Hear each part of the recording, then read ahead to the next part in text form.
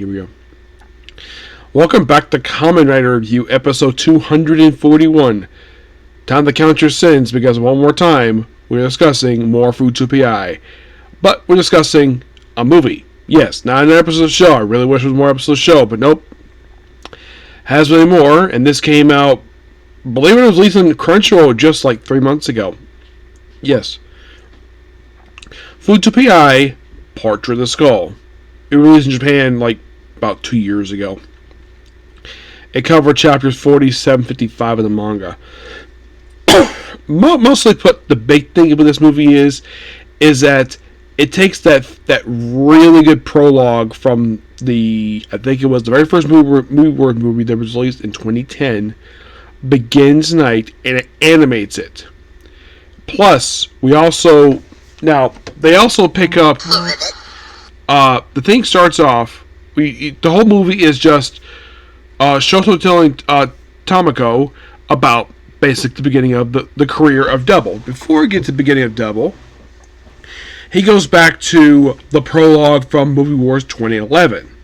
Yes, that one. The one where, now this one picked up right after he had just killed off, well, Skull anyways, one who became the chief. Was the chief, and he just killed his best friend because he was the Spider Deppa. And so Shotaro just happens to a kid like Shotaro. Well, he finds a place. We also see his childhood friend who does pop up in episode 1. This was only her third appearance ever I could think of.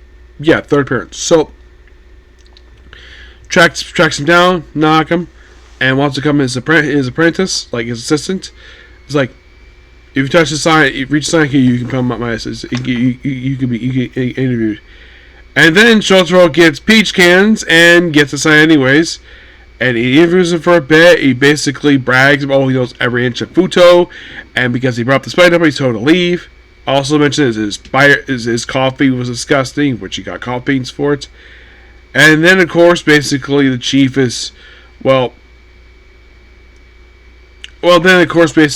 he's coming back, and then all of a sudden, the Antlion Depot, one of 2 original Depots they have for this movie, which another one popped up a little later, who was actually never appeared on the show, but you could say he can squeeze in there a little bit. So basically, with this, he has to save this woman, but he couldn't save the guy. But he did save the woman by using a jump rope. Yes, a jump rope that was thrown in the garbage. He ties his leg, saves the woman, no problem. Couldn't save the guy because he got drained. And then, of course, the chief hears about basically, because he's bragging, this is my city, it's our city. And the chief likes the words he's saying, but get back to work. And then, of course, he transforms. And, of course, he falls asleep. And then, of course, he transforms the Skull, beats him, and he tries to do the same thing to the other guy, like, I didn't think he was so close. Like, well, apparently when I transform the Skull, it's like dying. Kind of, temporarily. And then he transforms, and Shotaro does get the key about this later on.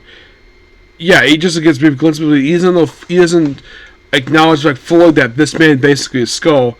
And it's like, okay, you save somebody, but you learn restraint before I become my assistant. And then over the years, then we see Shotaro grow up where he beats a bunch of bullies.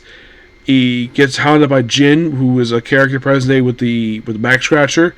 And later on, he actually protected a guy from the baseball team from bullies. And because the chief basically himself, this of course is the chief of the technical agency, because of the fact he knew, because he found out about this, he just names him assistant. But he has 2 conditions. 1, finish high school. 2, get your aunt's mission. Because he does mention that Shotaro mentioned that his parents passed away in an accident, and he lives with his aunt. He's like, sure, no problem. And then he becomes assistant. He basically learns all the tools of trade, become a detective. Doesn't get listen per se. There's a joke about him when he puts on the fedora.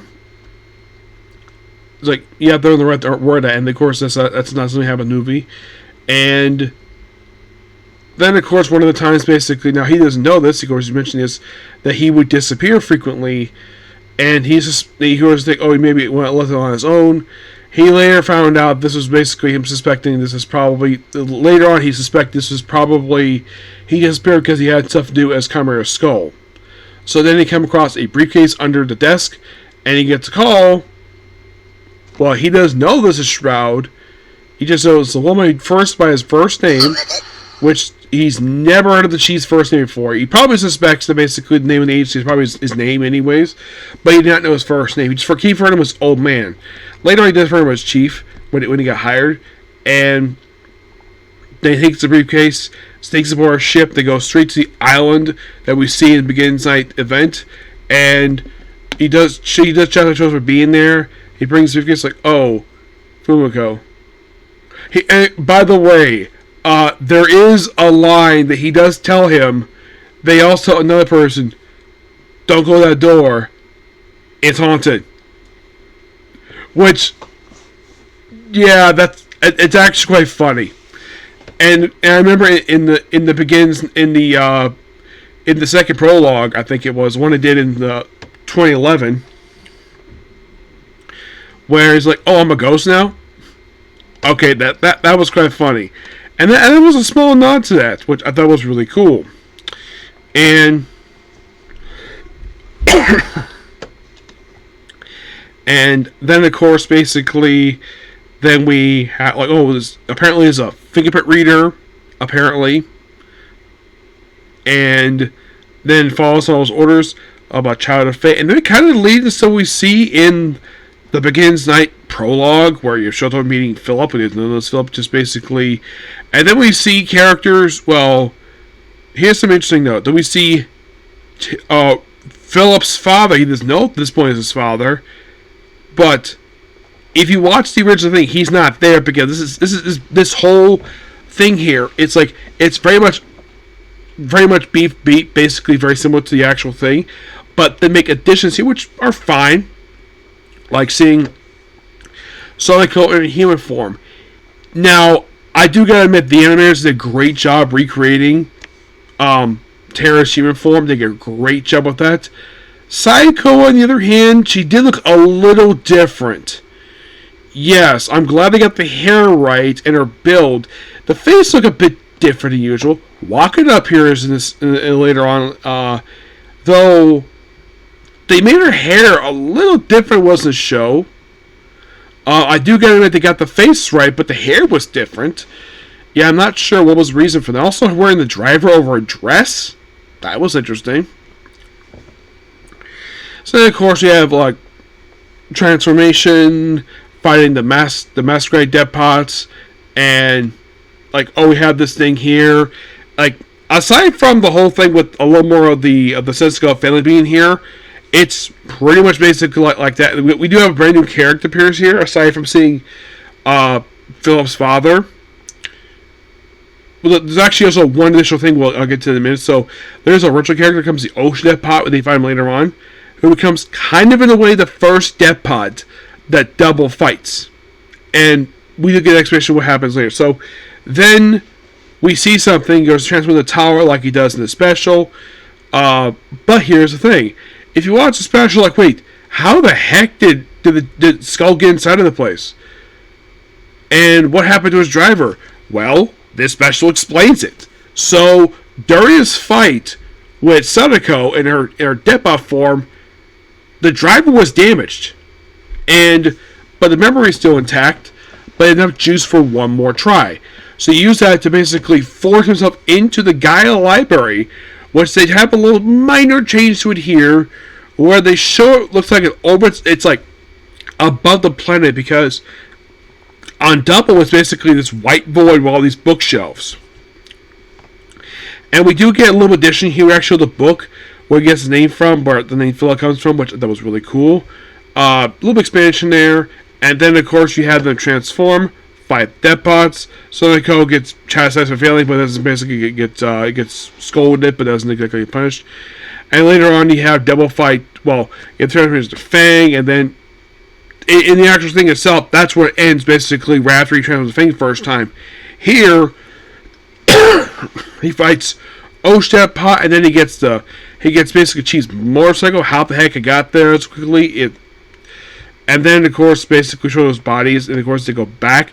They follow the motorcycle to a tunnel, which leads them directly into the base. Basically, we have the thing we see in the show, except it's a skull, like it was in the actual second prologue for Movie Wars 2011. Though present day, they do alter it to make at some point. I think Philip is what alters the thing the way it looks at present day. And this is how Shildor finds out that what was inside the other door. This is where I'm not set. Afterwards, he's like sad the fact that he's gone. He's like crying in Tomoko's chest, and he falls asleep. And of course, Philip basically fills in some gaps there. And then, of course, do see, well, Excel, Ayako, we're basically chat about this stuff. And then we see the villains of the show just reading about what happened in the show and preparing something more, but that's it. And that's it for Fuuto PI. This one movie. It was really good. I gotta hand it to this movie. The studio did a great job. Well, not animating this, but I love all the additions they made here for the Begins Night stuff. They referred to it as Begins Night and showed the first time becomes double as the worst night of his life because his mentor died. Which, yeah, with context here, I can believe him. This I think it's really good here. And that's it for Double. Like, for Fuuto PI, there's nothing really to discuss here because you think, well, maybe discuss the manga. None of the manga isn't released here. The people have been fan translating it. And the furthest they've gotten to is like 34 chapters. They've also translated chapters 57, 56, 57, and chapter I think it was like 170. I think it was like 100. I think it was 156. I think it was. But that's all they translated so far. I kind of wish they would translate more, but basically what I read to it in the manga, that's kind of mostly what they adapted for the anime right now. But not all of it. I kind of wish basically they would have translated more, but so far there's not been more translated media yet. I kind of wish some company in the US would get the rights to publish this thing. Like maybe Viz Media. I wouldn't mind any manga company in the US get the right to translate this thing, bring it over here. Heck, I would like it Titan get their hands on it because they published the Kuga manga, so why not publish this one? I don't see why not. People like Double. Get this over here. And get also the anime, get the show over here along with the movies. Though I should also point out that I did find this out recently, that the third Movie Wars movie, Movie Wars 2012, Mega Movie War Max, which is O's and 4's A featuring Double, that is on the Hokusatsu YouTube channel, which also where I watch and review Kamen Rider X. That's where you can find it. They actually went on there as part of like a special sub thing. They also have on there the 10th Rider special. And they do have the entirety of the Gavin series. For some Kamen Rider shows, they have like the first couple episodes of a lot of them, but not all of them. Double, I think they had the first 2 episodes, but that's it. I kind of wish they had more, but they don't. So, check out the Tokusatsu channel for Movie Wars, that particular movie, because it's really good. So, that is pretty much that particular video. Please be sure to like, comment, subscribe to notifications. Probably won't get another video until I have to get back from choir practice. Gonna be doing started by the brand new anime. Which one is it? You'll find out when I get back. Okay? Next video. Bye.